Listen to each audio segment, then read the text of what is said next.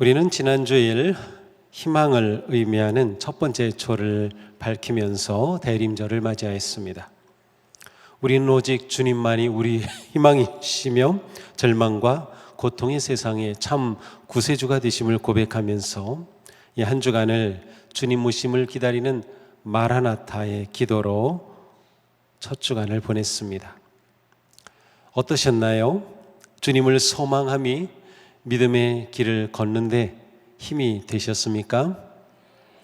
주님 오심에 대한 믿음과 기대로 두려움을 물리치셨습니까? 오늘 우리는 두 번째 초를 밝혔습니다. 평화의 초입니다. 평화의 왕으로 오셔서 하나님과 우리 사이에 막힌 담을 허시고 구원과 생명의 길을 열어주신 임마누엘 주님을 경배하고 감사하는 촛불입니다. 예수님이 이 땅에 평화의 왕 구세주로 오신 지 2000년이 훨씬 넘었지만 온 세상은 여전히 전쟁과 갈등과 폭력과 굶주림과 절망에 빠져 있습니다. 지금 지구는 육체적, 경제적, 정신적, 영적인 대공황을 겪고 있습니다. 심지어 평화의 도성인 예루살렘도 전쟁에 휩싸여 있습니다. 우리의 삶 곳곳에 어둠의 세력이 뒤덮고 있습니다. 믿음이 흔들리고 관계가 멀어지며 공동체가 무너지고 있습니다. 2000년 전 유대 땅의 상황이 그러했습니다. 오늘 본문은 세례자 요한이 등장한 시대적 배경을 보여줍니다. 디베레 황제가 통치한 지 15해, 곧 본디오 빌라도가 유대의 총독으로, 헤롯이 갈릴리의 분봉왕으로, 그 동생 빌립이 이두레와 드라고니 지방의 분봉왕으로, 루사니아게 아빌레네의 분봉왕으로, 안나스와 가야바가 대제사장으로 있을 때에 누가는 세례 요한의 등장을 알리면서 굳이 이렇게 많은 인명과 지명을 나열하고 있습니다. 그것은 예수님이 오시게 된 그러한 시대적 상황이 굉장히 중요했기 때문입니다. 로마 제국의 황제로 14년부터 37년까지 통치하였던 티베리우스는 로마의 2대 황제였습니다. 또한 26년에서 36년에 걸쳐 유대를 다스렸던 총독은 본디오 빌라도였습니다. 헤롯, 빌립, 루사니아, 또한 종교 지도자였던 안나스와 가야바, 이들 모두는 그 시대를 주름잡던 인물들입니다. 이들은 황제, 총독, 분봉왕, 대제사장들입니다. 한결같이 권세가 있고 명예와 부귀를 누리던 자들이었습니다. 누가는 이어서 이들과 관련된 지역을 말합니다. 유대, 갈릴리, 이두레, 드라고닛, 아빌레네. 바로 예수 그리스도께서 탄생하신 시대적 역사적 상황을 보여줍니다. 이 상황은 한마디로 폭발 직전에 이른 탄압과 폭력과 불의와 절망과 비극의 절정이 이른 때였습니다.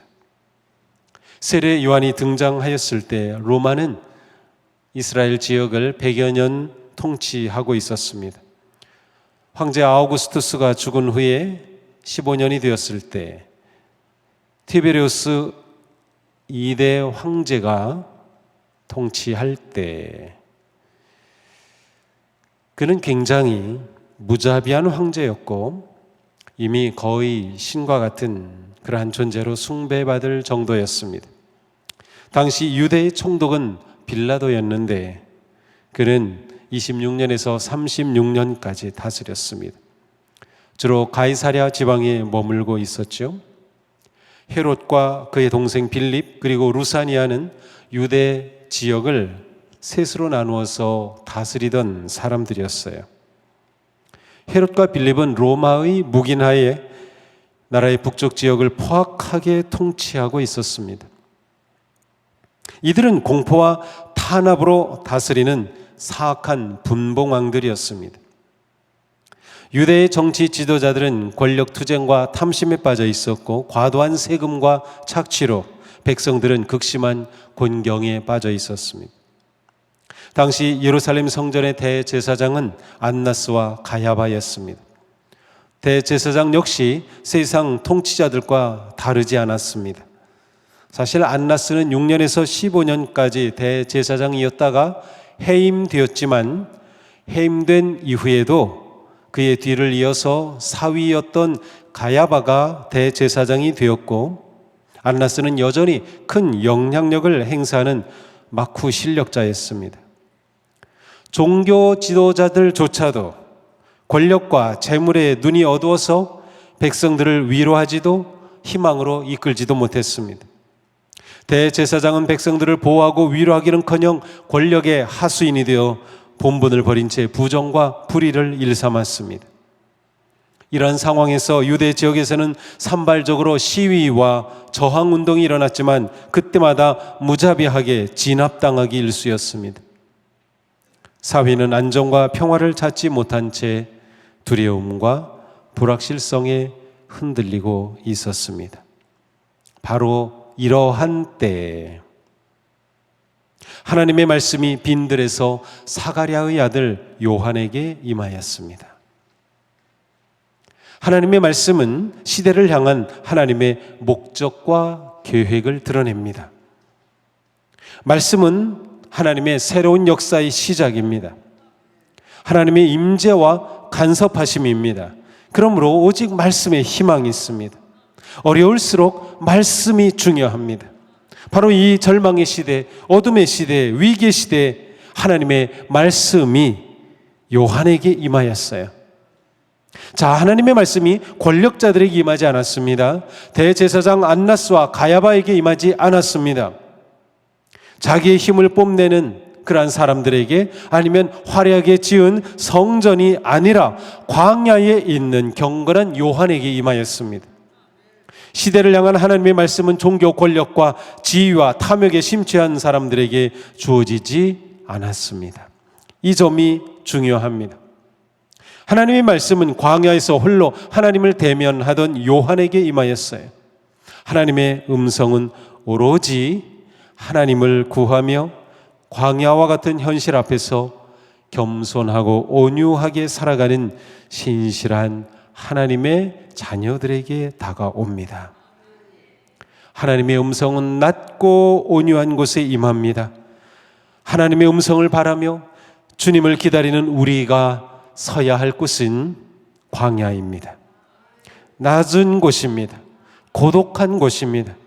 권력의 횡포와 종교의 거만함 앞에서 두려워 떠는 고통과 절망과 아픔과 슬픔이 있는 바로 그 자리가 우리가 서야 할 자리인 것이에요. 하나님의 말씀이 그곳에 임하기 때문이죠. 요한에게 말씀이 임하였다는 것은 요한이 예언자임을 드러냅니다. 예언자는 하나님의 말씀을 받은 자이며, 그래서 그 말씀을 그대로 선포하는 하나님의 입이기 때문입니다. 어둡고 절망적일 때 능하신 하나님, 사랑과 은혜의 하나님이 광야의 요한에게 이렇게 다가오셨습니다. 하나님의 말씀을 받은 요한은 주저하지 않고 그대로 그 말씀을 외쳤습니다. 그는 진정으로 하나님의 입이 되었습니다.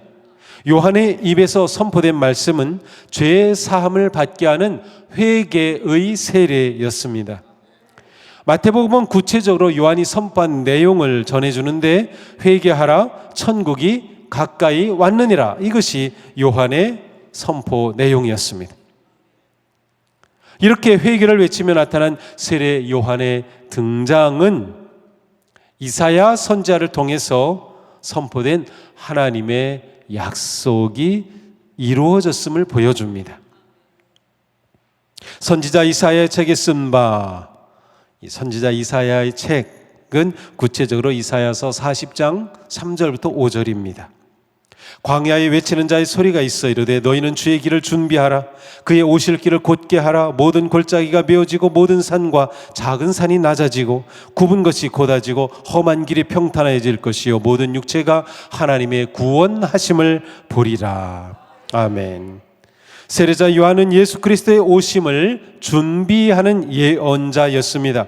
요한은 회개의 메시지를 선포함으로 그리스도의 길을 예비하였던 것이죠. 모든 육체가 하나님의 구원하심을 볼 수 있도록 그렇게 메시아의 오심을 준비한 것이죠. 그렇게 골짜기가 메워지고 산이 낮아지고 굽은 것이 곧아지고 험한 길을 평탄하게 함으로 주님의 오심을 준비하였습니다. 바로 이것이 요한이 선포한 죄 사함의 회개의 세례였습니다. 회개가 무엇입니까? 돌아선다라는 뜻이죠. 하나님을 떠났던 죄인이 하나님께로 돌아서는 것을 의미합니다. 회개는 마음과 생각의 변화는 물론 행동의 실천이 뒤따르는 전인적인 인생의 방향 전환입니다. 완전히 180도로 인생의 방향을 바꾸는 것이에요. 죄의 사함은 죄의 굴레와 심판으로부터의 자유와 해방입니다. 죄의 사함을 통한 자유와 해방의 상징은 세례입니다. 이스라엘은 홍해와 요단을 건너 자유와 해방을 맛봤으며 새로운 땅으로 들어갔습니다. 그들은 물을 통과하지 않고서는 새로운 땅으로 들어갈 수 없었죠. 세례는 새로운 나라, 하나님 나라로 들어가는 놀라운 의미를 드러내는 것이에요. 회개는 주님 오심을 기다리는 이 대림절에 마땅히 우리가 해야 할 최선의 준비입니다. 회개를 통해 우리는 오시는 주님을 맞이하기 때문입니다. 회개를 통해 하나님께서 우리에게 오시는 그 인생의 오시는 길을 우리는 준비하는 것입니다. 회개는 그리스도께서 우리의 삶과 어두운 세상에 들어오시도록 마음과 인격에 반듯한 길을 내고 더럽고 죄악이 넘치는 마음의 골짜기를 메우며 교만과 허영의 산을 낮추고 뒤틀린 생각과 마음을 바로 잡는 것입니다. 회개를 통해 모든 육체가 하나님의 구원을 보게 될 것입니다. 하나님의 구원을 본다는 것은 곧 예수 그리스도를 믿음으로 자유와 해방의 구원을 얻는다는 뜻입니다. 대림절은 회개의 시간입니다. 회개 없이는 대림절을 온전히 지킬 수 없습니다.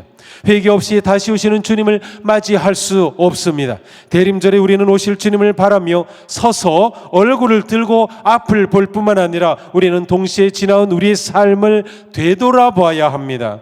그렇게 할 때 우리는 해야 했지만 마땅히 하지 못했던 것을 찾아 회복하고 하지 말아야 했지만 우리가 범했던 것을 찾아 회개하고 돌이킬 수 있는 것입니다. 우리의 구세주 예수님은 요한이 준비하였던 길을 따라 이 세상에 오셔서 천국 복음을 선포하시며 공생애를 시작하셨습니다.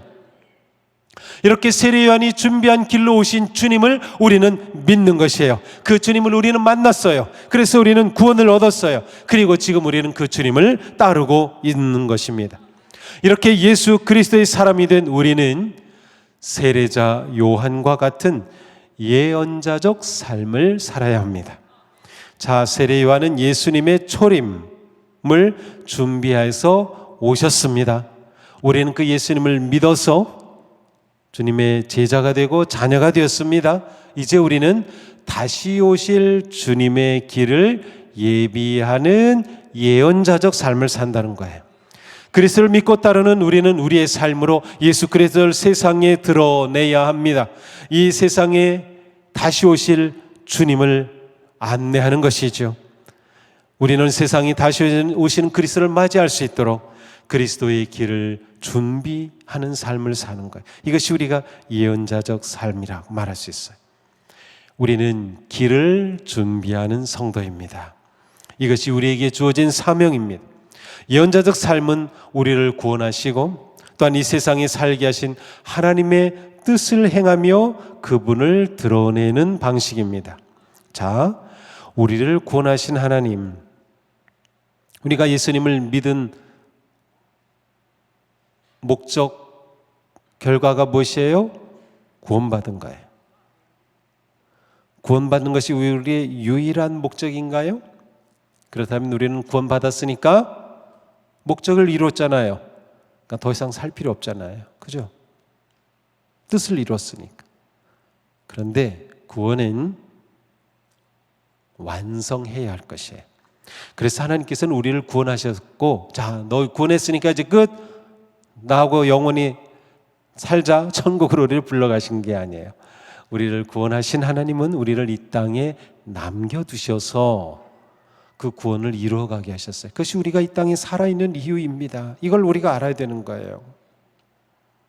예언적 사명을 받은 우리는 오로지 하나님의 뜻과 말씀에 순종하며 그 진리를 세상에 전하고 선포합니다. 이렇게 온전한 예언자적 삶으로 우리는 주님의 길을 준비합니다. 우리는 그리스도인으로서 모든 일상의 시간과 공간에서 주의 길을 준비하는 사람, 이것이 나가 누구인가에 대한 정체성이에요. 자기 자신을 하나님께서 이 땅에 주님의 오실 길을 예비하는 자로 보내셨다라고 이해하는 것, 너무나도 중요합니다. 하나님은 우리를 통하여 하나님의 뜻을 세상에 펼치십니다. 대림절은 우리의 예언자적 정체성을 회복하고 그리스도의 길을 준비하는 믿음의 길을 걷는 그러한 때입니다. 자, 우리는 구원받은 성도다, 그리스도인이다라고 말하죠. 그러나 이것이 끝이 아니라 우리는 그리스도를 닮아갑니다. 그래서 우리는 그리스도를 따르는 제자입니다. 그런데 그 다음에 뭐가 있어요? 우리는 단지 그리스도를 따르는 것이 끝이 아니에요. 우리가 그리스도를 온전히 따를 때 그리스도께서는 우리를 보내십니다. 보냄을 받은 자, 이 의미가 사도입니다. 사도라는 아포스톨로스라는 단어는 보냄을 받은 자라는 뜻이에요.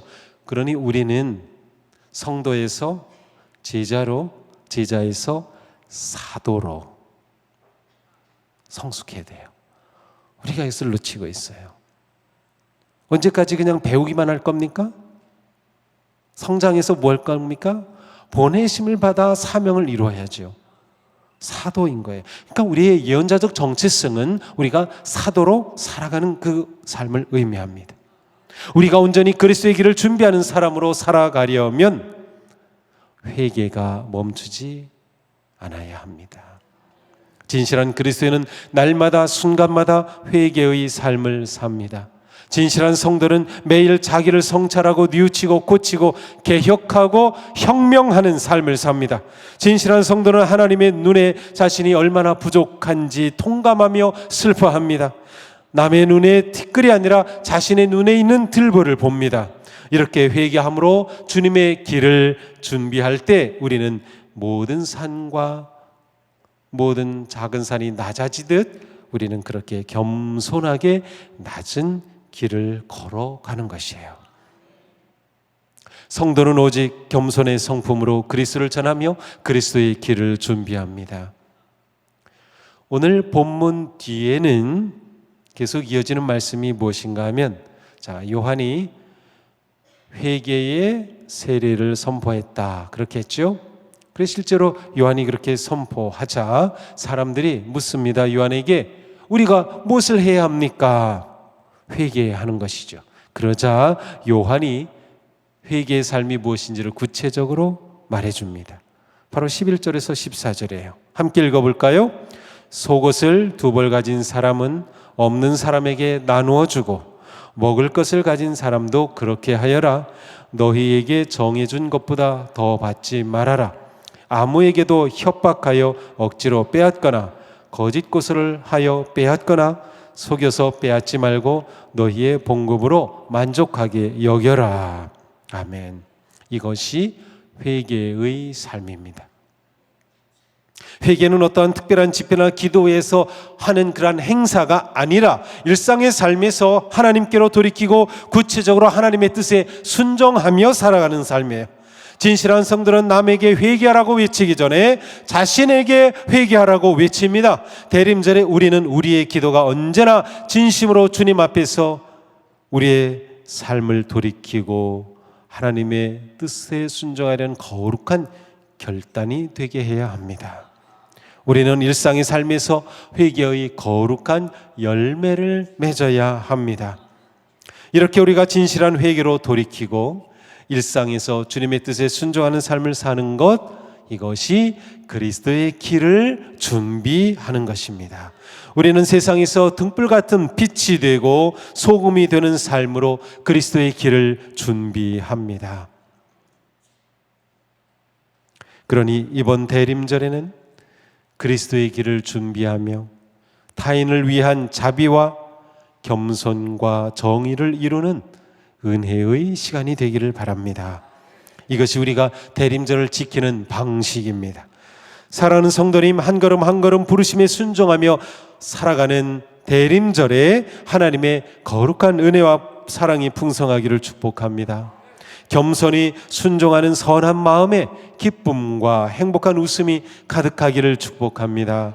회개와 헌신의 삶에 의의 열매가 풍성히 맺기를 축복합니다. 마라나타, 우리 구세주 예수님 이 땅에 오셨습니다. 마라나타, 영광과 승리의 주님 다시 오십니다. 지금 우리 사회는 거짓과 폭력과 다툼과 두려움이 가득합니다. 그러기에 우리는 평화와 정의와 사랑의 주님을 간절히 기다립니다.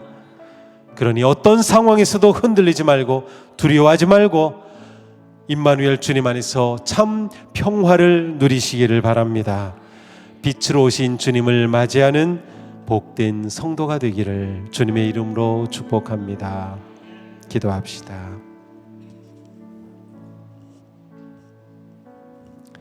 주님 다시 오심을 기다리는 대림절에 저희는 우리의 삶을 돌아보며 얼마나 우리가 주님 앞에 부끄럽고 추한 존재인지, 주님의 그 놀라운 구속의 은혜와 사랑을 저버리고 세상에 빠져 탐욕과 죄에 물들었던 저희들입니다. 주님, 대림절에 우리의 그릇된 삶에서 돌이켜 주님 앞으로 나아가도록 인도하여 주옵소서. 우리는 모두 세례받은 자들인데 회개의 세례가 우리에게 다시금 회복되게 하여 주옵소서.